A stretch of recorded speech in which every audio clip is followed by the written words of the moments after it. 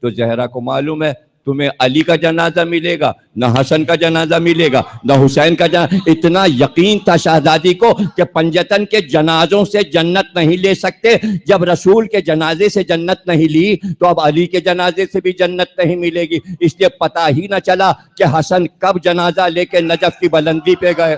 تو بھائی یہ واقعہ کوفے میں ہوا، مدینے والوں کو تو پتہ ہی نہ چلا علی کا جنازہ کب اٹھا۔ یہ سیدہ کو معلوم تھا کہ انہیں علی کا جنازہ بھی نصیب نہیں ہوگا، اب موقع ایک رہ گیا تھا۔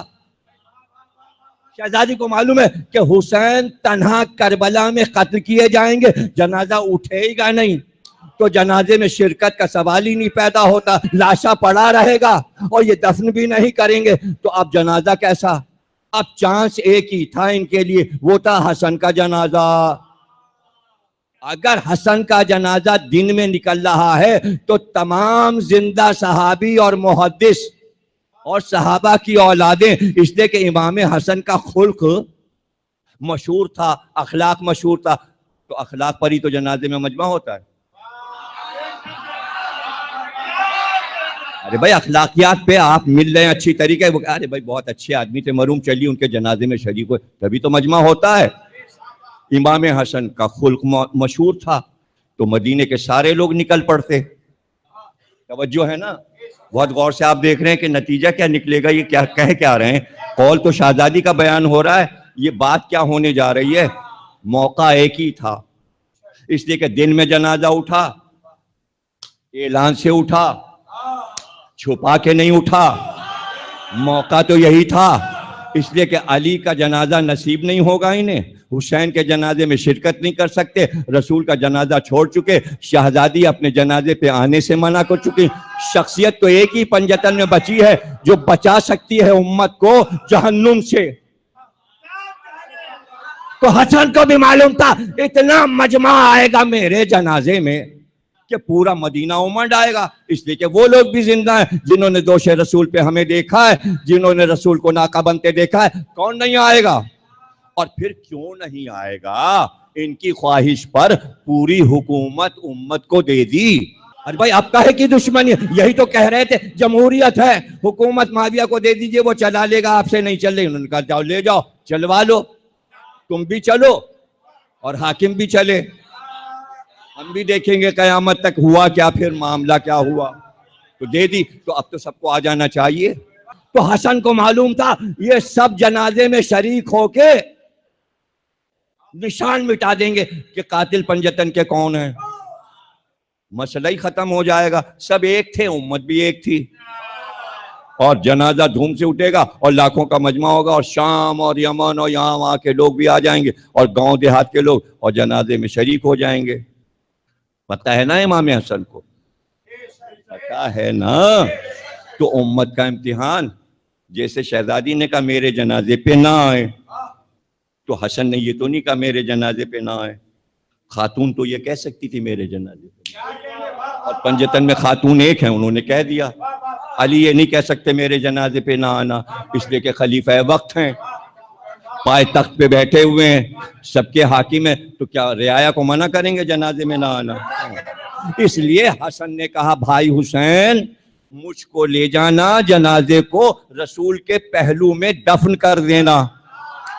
بس جیسے ہی رسول کے روضے کی طرف امت بٹ گئی، چند لوگ بنی ہاشم رہ گئے، پوری امت ادھر ہو گئی، جو وہاں گڑے تھے نا ان کے ماننے والوں کے چہرے، اور تیروں کی بارش شروع ہو گئی۔ جب تیروں کی بارش، نہیں ہم یہاں نہیں دفن ہونے دیں گے۔ آپ سمجھے حسن نے کیوں وصیت کی تھی؟ اچھا کوئی روک سکتا تھا؟ کوئی روک سکتا تھا؟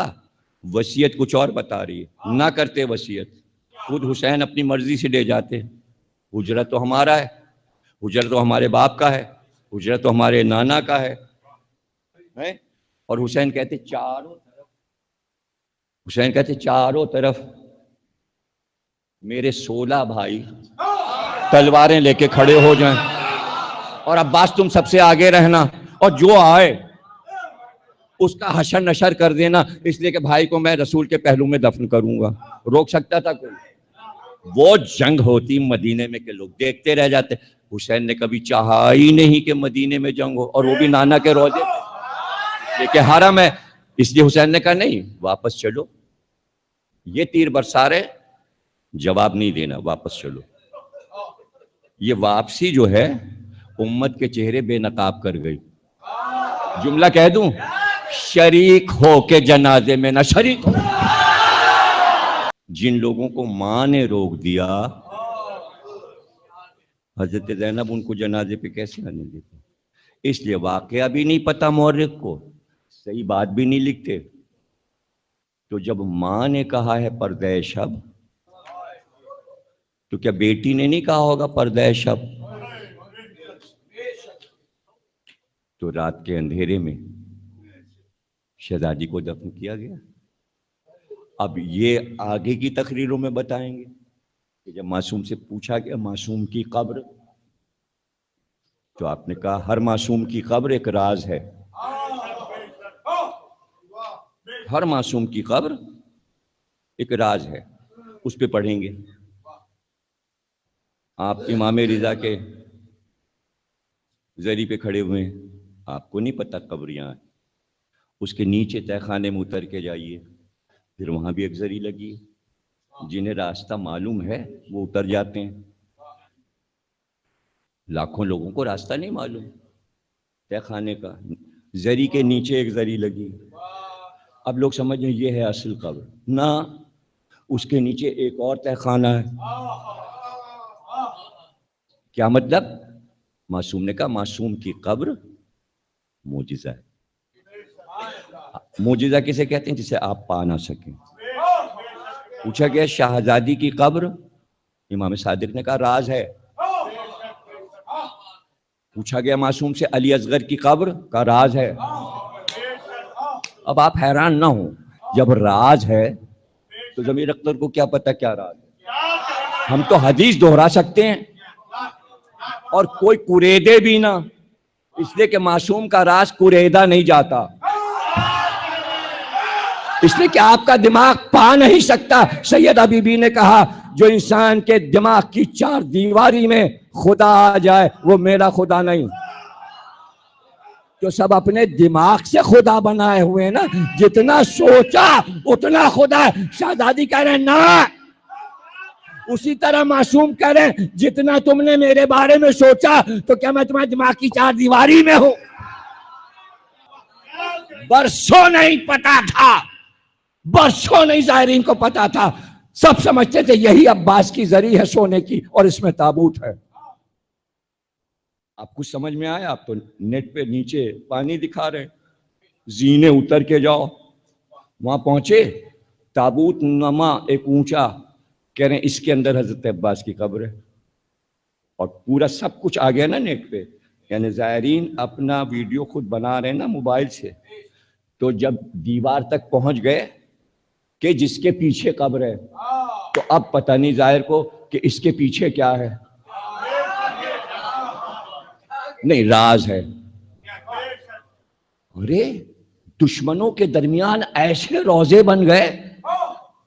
تو خدا کے لیے میرے بھائیوں سب سے اپیل ہے جہاں تک آپ آواز پہنچا سکو، 1.5 مہینے سے شہزادی کے بارے میں پوسٹیں چل رہی ہیں کمپیوٹر پہ، خدا کے لیے میں ہاتھ جوڑتا ہوں وہ تصویر شیئر نہ کرے اور اس کی مذمت کرے جس میں شہزادی کی شبیہ دکھائی جا رہی ہے۔ دروازہ جلتے دکھا رہے ہیں اور اس میں شہزادی کی شبیہ دکھا رہے ہیں، یہ گناہ عظیم ہے۔ جس کی وصیت ہے کہ جنازہ شب میں اٹھے اور غیر نہ آئے، آپ اس کی شبیہ بنا رہے، کوئی بھی ملک بنا رہا ہے، کوئی بھی شخص بنا رہا ہے، بدعت کر رہا ہے اور حرام ہے۔ میرے ہاں آپ کو صرف وہ چیزیں ملیں گی جو دروازہ جلتے ہوئے دکھایا ہے، میں نے شبیہ والا ایک بھی نہیں ڈالا، اور اتنی تیزی سے پھیلایا جا رہا ہے، یہ سازش ہے۔ اس مخدومہ کے پردے پر یہ ضرب ہے، اور میں پڑھ چکا، اور بڑے بڑے شعراء نے انڈیا میں میرے اس نقطے کو نظم کر کے داد لی ہے۔ جا رہی تھی بازار سے زینب اور سب دیکھ رہے تھے چہرہ، کوئی مورخ یہ کیوں نہ لکھ سکا کہ کیسا چہرہ تھا؟ ارے 1 करोड़ लोग खड़े थे और सब अगर देख रहे थे तमाशा तो लिख देते कि चेहरा अली की तरह था, कि हसन जैसा था, कि अब्बास जैसा। अरे ये भी तो चेहरा देख ना सके। हुसैन की नजर बद ज़ैनब ने उतारी थी। बहन, ऐसी बहन, कल पढ़ूंगा कि कैसी बहन। लोग नजर उतारते हैं पानी से, पैसे से, अनाज से, आटे से, नजर उतरती है वाहिद कायनात की बहन जिसने हुसैन की नजर अपनी औलाद से।